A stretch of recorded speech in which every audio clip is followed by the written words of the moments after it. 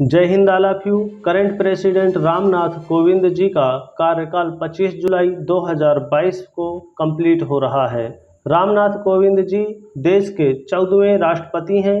काफ़ी लोग सोचते होंगे कि उस बार राष्ट्रपति के इलेक्शन में वोटिंग नहीं की थी, इस बार करेंगे। साहब, आपकी जानकारी के लिए बता दें कि ना उस बार ना इस बार राष्ट्रपति के इलेक्शन में हर कोई वोटिंग नहीं कर सकता, लेकिन भारत के संविधान के अनुसार भारत का कोई भी नागरिक राष्ट्रपति का चुनाव लड़ सकता है। ऐसे में बहुत से लोग सोचेंगे कि चलो राष्ट्रपति का चुनाव ही लड़ लेते हैं। अरे ना बाबू ना, हर कोई राष्ट्रपति का चुनाव भी नहीं लड़ सकता।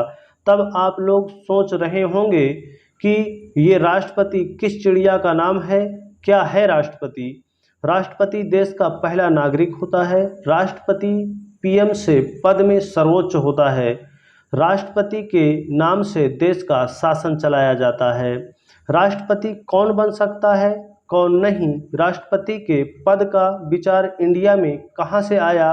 अमेरिका में राष्ट्रपति इतना पावरफुल है, इंडिया में क्यों नहीं? और भी बहुत कुछ जानेंगे, तो वीडियो के अंत तक बने रहें।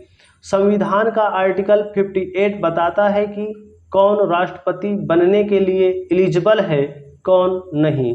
राष्ट्रपति बनने के लिए भारत का नागरिक होना चाहिए, 35 वर्ष की एज कंप्लीट होनी चाहिए, लोकसभा का सदस्य बनने की योग्यता होनी चाहिए और लाभ का पद धारण ना करता हो, यानी कि सरल भाषा में सरकारी नौकरी में ना हो।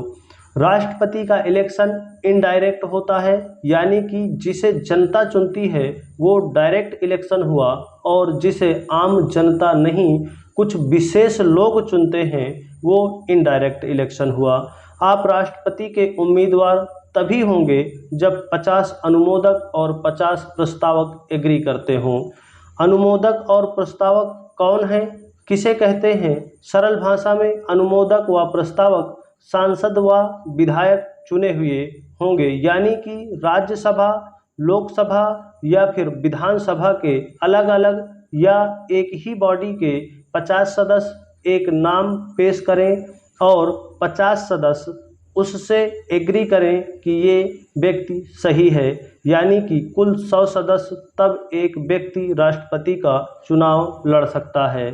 राष्ट्रपति के पद का प्रावधान अमेरिका से लिया गया है। राष्ट्रपति के इलेक्शन में चुने हुए सांसद और विधायक वोटिंग करते हैं।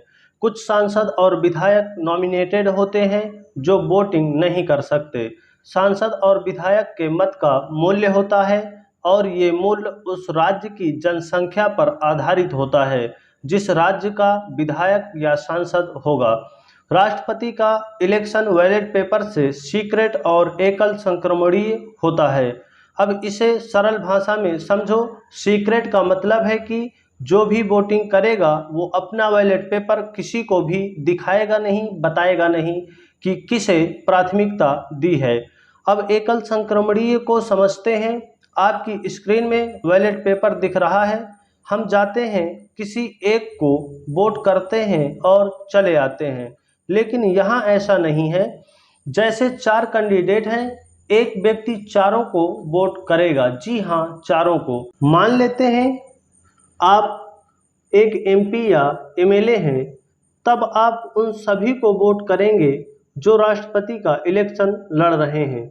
आप प्रेफरेंस देंगे, यानी कि आप प्राथमिकता देंगे नंबरिंग के आधार पर कि पहले राष्ट्रपति कौन बने। जिसे 50% से एक भी वोट ज़्यादा मिलेगा वो राष्ट्रपति बनेगा। ब्रिटेन में राष्ट्रपति को रबर की मोहर कहा गया है। तब क्या भारत के राष्ट्रपति को भी रबर की मोहर कहा जाएगा? जबकि अमेरिका में राष्ट्रपति सबसे ज़्यादा पावरफुल होता है। ब्रिटेन में वहाँ की संसद राष्ट्रपति को अगर कहे कि अपने डेथ वारंट में सिग्नेचर करो, तब उसे करना पड़ेगा, और इसीलिए ब्रिटेन के राष्ट्रपति को रबर की मोहर कहा जाता है। लेकिन भारत में ऐसा नहीं है।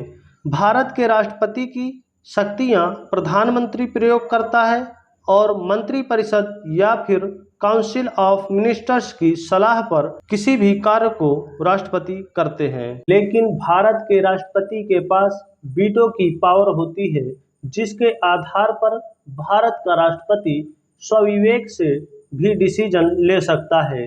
इसीलिए भारत के राष्ट्रपति को रबर की मोहर कहना उचित नहीं होगा, जबकि अमेरिकी राष्ट्रपति की पावर किसी भी दूसरे पर्सन को ट्रांसफर नहीं होती, इसीलिए अमेरिकी राष्ट्रपति ज़्यादा पावरफुल होता है।